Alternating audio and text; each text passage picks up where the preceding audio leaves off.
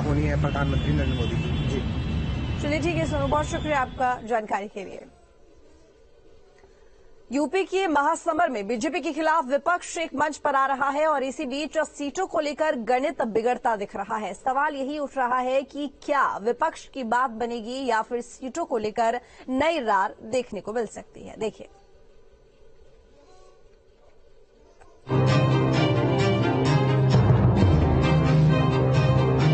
लोकसभा चुनाव से पहले यूपी में विपक्ष की लामबंदी शुरू हो चुकी है। जेडीयू ने भी ऐलान किया है कि यूपी में वो सपा के साथ मिलकर चुनाव लड़ेगी।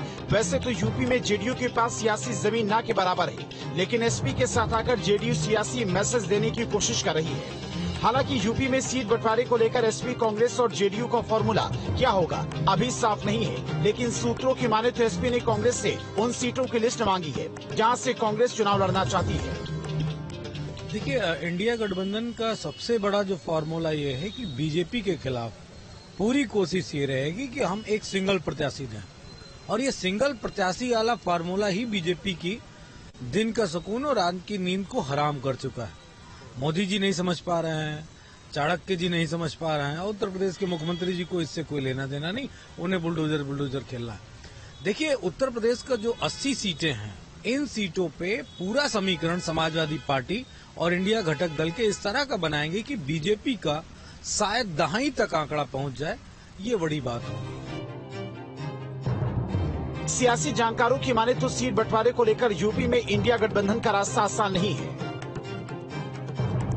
देखिए, हर लोकसभा चुनाव के पहले इस तरह का दूसरा गठबंधन, तीसरा गठबंधन, इंडिया गठबंधन बनता रहा है। चुनाव के पहले ये सब कहते हैं हम साथ साथ हैं, और चुनाव आते आते हम 7-8 हैं, ये स्लोगन बदल जाता है। और वही देखिए, आगामी चुनाव में आपको विधानसभा में दिखने लगा एक दूसरे के सामने प्रत्याशी उतार दिए। मुझे नहीं लगता कि ये गठबंधन कोई भारतीय जनता पार्टी के लिए खतरा है, ये आपस में ही एक दूसरे के लिए खतरा है।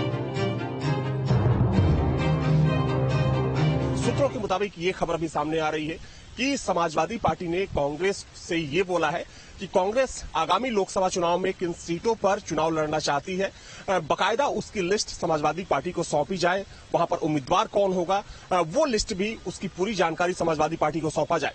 हालांकि सूत्रों के मुताबिक ये बात भी निकलकर सामने आ रही है कि कहीं ना कहीं सीट बंटवारे को लेकर संभवतः इंडिया गठबंधन में सब कुछ ठीक नहीं है। वीडियो जर्नलिस्ट अमित सिंह के साथ अविनाश सिंह, न्यूज स्टेट लखनऊ।